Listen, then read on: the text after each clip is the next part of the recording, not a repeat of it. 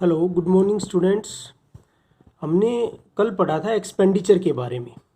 Expenditure यानी कि कोई भी पेमेंट, किसी भी टाइप की पेमेंट। उस पेमेंट का बेनिफिट मैंने बताया था कि कुछ एक साल तक के लिए भी हो सकता है, ज़्यादा टाइम के लिए भी हो सकता है। तो उसी में फिर इसको कैटेगराइज किया गया था। जैसे रिवेन्यू एक्सपेंडिचर के बारे में बताया था कि जिसका बेनिफिट हमें एक अकाउंटिंग ईयर में मिलता है, वो क्या होते हैं, रिवेन्यू एक्सपेंडिचर। जैसे हमने रॉ मटेरियल परचेज किया, उसको फिनिश गुड्स में बदला, बेचा, तो रिवेन्यू एक्सपेंडिचर में आता है परचेज। कैपिटल एक्सपेंडिचर, जिसके बेनिफिट काफ़ी लंबे टाइम तक मिलते हैं, फिक्स एसेट्स के ऊपर जो खर्चा होता है वो कैपिटल एक्सपेंडिचर होता है। फिर है डेफर्ड रिवेन्यू एक्सपेंडिचर, इसको हम डिस्कस करेंगे आज। तो कैपिटल एक्सपेंडिचर, रिवेन्यू एक्सपेंडिचर, और आज क्या है हमारा, डेफर्ड रिवेन्यू एक्सपेंडिचर। इसी टाइप का ये भी।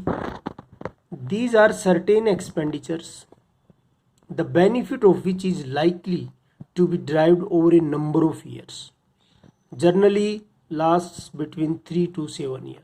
यानी कि है तो एक्सपेंडिचर ही रिवेन्यू टाइप का ही है, लेकिन इसके जो बेनिफिट हैं वो थोड़े से, देखो, तीन तरीके से इस चीज़ को समझो आप कि जो रिवेन्यू एक्सपेंडिचर था, कौन सा एक्सपेंडिचर था, इसको मैं शॉर्ट में लिख रहा हूँ आर ई। इसका बेनिफिट क्या था, ओवर 1 ईयर तक। फिर था एक कैपिटल एक्सपेंडिचर, इसका बेनिफिट हो सकता है 10 साल 20 साल, इस तरह से। मान लो बिल्डिंग है, फर्नीचर है, मशीनरी है, तो काफ़ी लंबे टाइम तक बेनिफिट मिलता है। एक बीच बीच का है इनका, डेफर्ड रिवेन्यू एक्सपेंडिचर, जिसका बेनिफिट 3 से 7 साल नॉर्मली बुक्स में दिया हुआ है कि ये बेनिफिट इसका मिलता है। अब ये खर्चा होता कौन सा है, इस एडवर्टाइजमेंट एक्सपेंडिचर। जैसे आज मान लो हमने 20,000 rupees during the accounting year, 20,000 rupees हमने एडवर्टीजमेंट के ऊपर खर्चा कर दिया, और हमें लगा कि ये एडवर्टीजमेंट अब हमें 5 साल तक देखने की ज़रूरत नहीं है, 5 साल ही हमारे काम आएगी। इस टाइप की कुछ ऐड थी, होल्डिंग लगवा, जो भी किया, 5 साल तक ये काम आएगी। तो ये डेफर्ड रिवेन्यू एक्सपेंडिचर, क्योंकि इसका एक टाइम है फिक्स, एक्सपायरी सा, और वो 7 साल के अंदर अंदर है डेफर्ड रिवेन्यू एक्सपेंडिचर।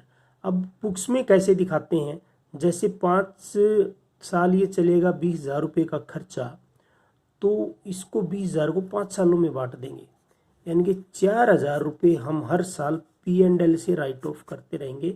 बाकी जो बच गए, जैसे 16,000 रुपये बचे पहले साल के एंड में, वो हमारी असेट्स की तरह काम करेंगे। ऐसे काम करेंगे असेट्स की तरह, क्योंकि अगले साल फिर 4,000 इसमें से राइट ऑफ हो जाएंगे। इस तरह से 5 साल तक पूरा ही राइट ऑफ हो जाएगा ये खर्चा एडवर्टाइजमेंट एक्सपेंडिचर का। तो आई होप कि आपको समझ में आया होगा। आज हम टॉपिक कर रहे हैं इसका बिल्कुल उल्टा, रिसीट्स। अभी पढ़ा हमने एक्सपेंडिचर, अब पढ़ेंगे रिसीट्स। रिसीट्स मतलब होता है प्राप्तियाँ।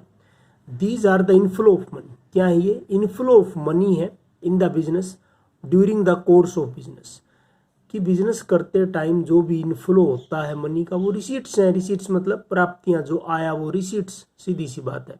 तो these are inflow of money in the business during the course of business. तो 2 प्रकार की हैं इसमें, वो 3 प्रकार के थे, ये 2 प्रकार के। रिवेन्यू रिसीट्स, वो क्या थी, रिवेन्यू एक्सपेंडिचर।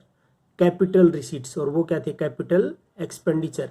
रिवेन्यू रिसीट्स देखो बहुत ही आसान, these are the amount received, these are the amount received, या तो रिसीव हो गए, और टू बी रिसीव्ड, या रिसीव्ड होने हैं। मैं इसको भी समझाऊंगा क्या होता है।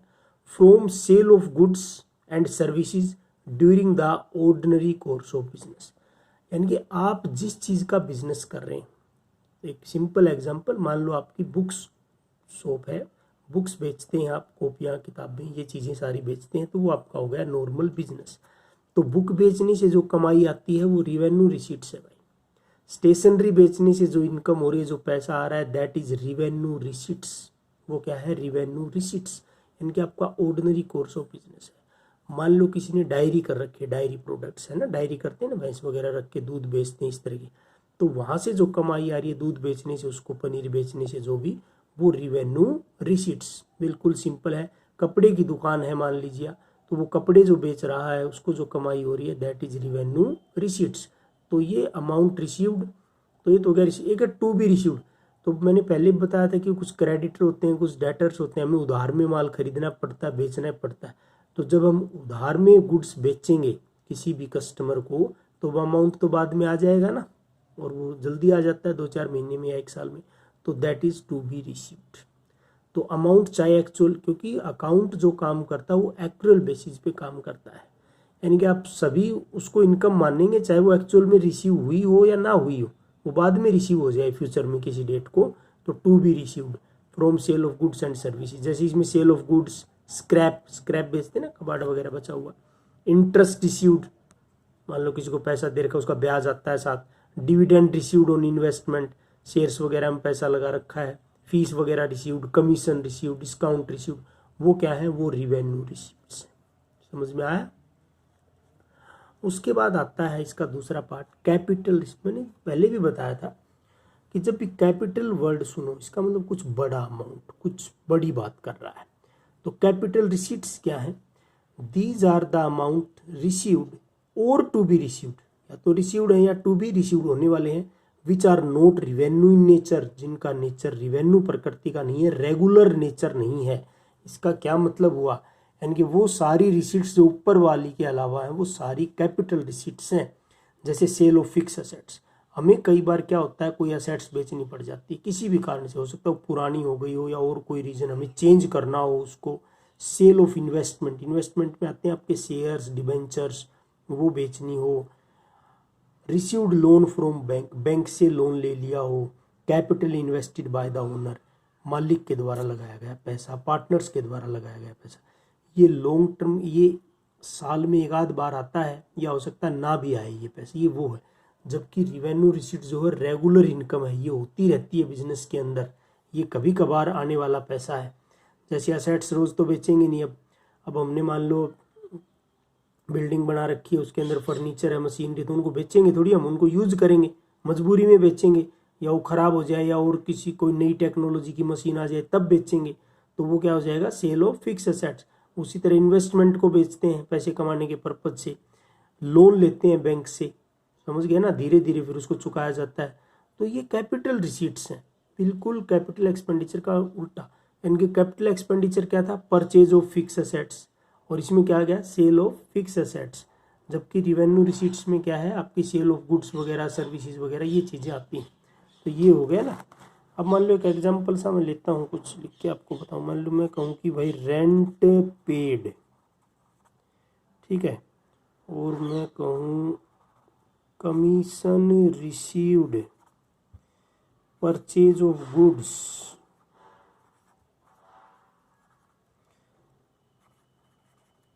Cell of goods, purchase of machine, sale of furniture. अब मैं पूछूँ इनमें से इनको आइडेंटिफाई करो ये कि किस नेचर की। तो रेंट पेड, रेंट पेड क्या हो गया, हमने मान लो बिल्डिंग किराए पे ले रखी है तो उसी साल रेंट देना पड़ता है ना भाई। तो रेंट पेड क्या हो गया हमारा, रिवेन्यू एक्सपेंडिचर हो गया कि नहीं हो गया, एक्सपेंडिचर है क्योंकि पेड है। कमीशन रिसीव्ड, कमीशन प्राप्त होता रहता है जब भी डील करते हैं बिजनेस में, ट्रांजेक्शन्स में। तो ये क्या हो गया आपका, revenue receipts, revenue receipts. Purchase of goods है, तो परचेज ऑफ गुड्स, गुड्स तो खरीदनी पड़ती हैं, बार बार बेचने के लिए खरीदनी पड़ती हैं, तो ये क्या हो गया, रिवेन्यू एक्सपेंडिचर। सेल क्या है, रिवेन्यू रिसीट्स, क्योंकि मेन काम है सेल परचेज, तो रिवेन्यू रिसीट्स।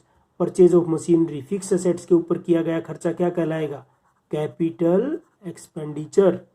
उसी तरह सेल ऑफ फर्नीचर, ये बेच दिया तो ये क्या है, कैपिटल रिसीट्स। तो ये बहुत ही सिंपल सा है, इसको बुक्स में देखें एक बार, नोट्स को ध्यान से पढ़ें।